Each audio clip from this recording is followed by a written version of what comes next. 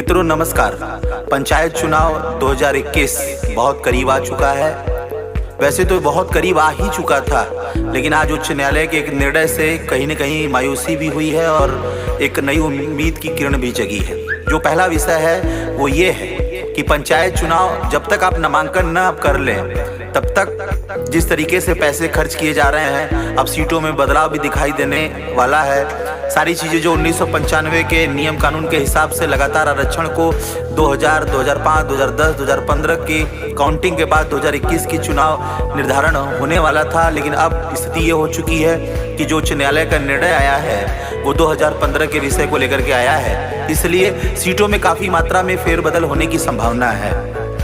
ऐसी परिस्थितियों में बहुत सारे पंचायत के चुनाव लड़ने वाले लोगों ने किया क्या कि वो पहचान में आ गए। पहले से ही चीज़ों को लड़ाना शुरू कर दिए, लोग बहुत अधिक मात्रा में धन खर्च करना शुरू कर दिए, लोगों ने दारू बांटना शुरू कर दी। इसी क्रम में युवा संघर्ष मोर्चा ने एक निर्णय ये लिया कि पंचायत के चुनाव में जो भी लोग चुनाव लड़े, युवा संघर्ष मोर्चा की पंचायत चुनाव को लेकर के एक भागीदारी रहेगी। हम हर ग्राम सभाओं में एक एक नौजवान खड़ा करेंगे जो भ्रष्टाचार के मुद्दे पर चुनाव लड़े।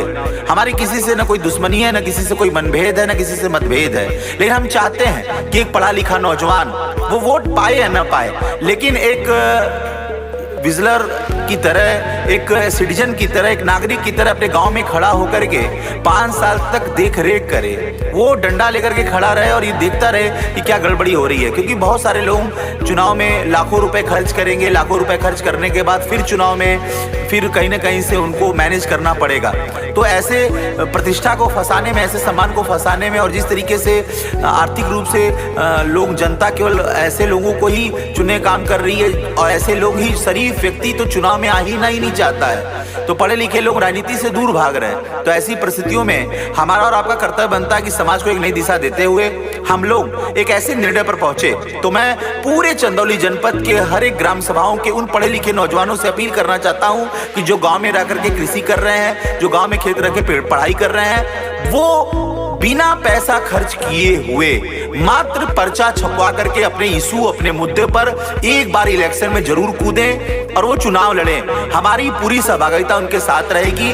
हर एक ग्राम सभाओं में हम अगर एक विपक्ष की भूमिका में भी अगर मजबूती के साथ खड़े रहे तो हम आने वाले 5 सालों में भ्रष्टाचार को रोक पाएंगे और ग्राम सभाओं में एक अच्छी सरकार बना पाएंगे।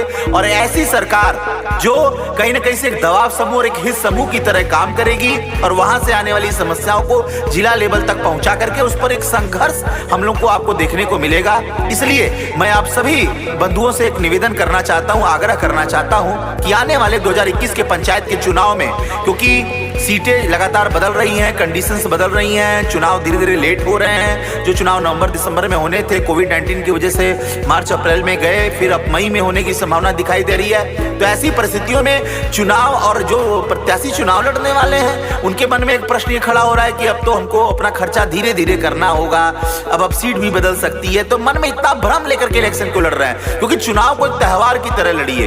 एक सोचिए कि 5 साल का एक लोकतंत्र का त्योहार है, इसमें हमको टीका लगाना है, गले मिलना है, और जिस तरह की प्रतिद्वंदता और हरासमेंट चल रहा है हम इसको एक सिरे से खारिज करते हैं। हम चाहते हैं कि स्वतंत्र लोकतंत्र के लिए, एक स्वस्थ लोकतंत्र के लिए हम और आप मिलकर के एक नौजवानों की एक बड़ी भागीदारी हो और हर एक नौजवान वो वोट की बिल्कुल चिंता न करे, वो केवल अपना वोट पा करके इलेक्शन लड़े। वो जीतेगा हारेगा इसकी बिल्कुल चिंता छोड़ करके आगामी पंचायत चुनाव में युवा संघर्ष मोर्चा हर एक ग्राम सभाओं में अपनी भागीदारी तय करने के लिए तैयार है। आइए चुनाव लड़िए और लोकतंत्र को मजबूत बनाइए।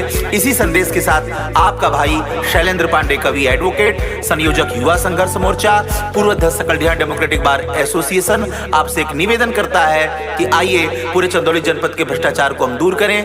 धन्यवाद। जय हिंद, जय भारत।